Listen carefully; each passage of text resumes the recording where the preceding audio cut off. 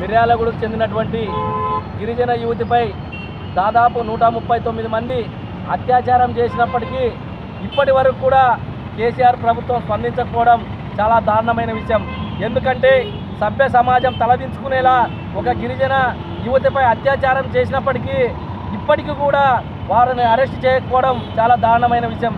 ఎందుకంటే ఇందులో చాలామంది రాజకీయ సినీ పరిశ్రమకు చెందినటువంటి చాలామంది ఆ అమ్మాయిని అత్యాచారం చేసినప్పటికీ ఇంతవరకు కూడా వారిని అరెస్ట్ చేయకపోవడం చాలా దారుణమైన విషయం. ఎందుకంటే స్వాతంత్రం సిద్ధించి 73 ఏళ్ళు అయినప్పటికీ, భారత రాజ్యాంగం అమలై 70 ఏళ్ళు గడిచినప్పటికీ ఇప్పటికీ కూడా చట్టాలు అమలుకు నోచుకోకపోవడానికి ప్రత్యక్ష ఉదాహరణ ఇదొక కారణం అని చెప్పి కూడా చెప్పుకోవచ్చు. ఎందుకంటే గతంలో దిశపై అత్యాచారం చేసినటువంటి దళిత యువకులను ఎన్కౌంటర్ చేసినటువంటి తెలంగాణ రాష్ట్ర ప్రభుత్వం ఇవాళ గిరిజన యువతిపై అత్యాచారం చేసిన వారిని ఇప్పటి వరకు కూడా ఎందుకు అరెస్ట్ చేయడం లేదని చెప్పేసి కేసీఆర్ని మేము గట్టిగా ప్రశ్నిస్తున్నాం.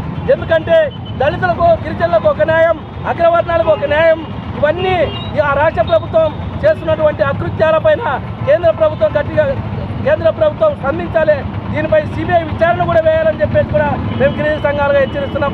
ఎందుకంటే దళితులపైన, గిరిజనులపైన దాడులు జరుగుతున్నప్పటికీ కూడా వాటిని అరికట్టడంలో ప్రభుత్వం విఫలమైందని చెప్పేసి కూడా చెప్తున్నాం. ఎందుకంటే యాంకర్ ప్రదీప్ అరెస్ట్ చేసేంత వరకు కూడా మేము ఉద్యమాలకు శ్రీకారం చుడతామని చెప్పేసి కూడా తెలంగాణ రాష్ట్ర ప్రభుత్వాన్ని గట్టిగా హెచ్చరిస్తున్నాం. నా పేరు చంద్రప్ప, ట్రైబల్ స్టూడెంట్ ఫెడరేషన్ రాష్ట్ర అధ్యక్షులు, ఆంధ్రప్రదేశ్.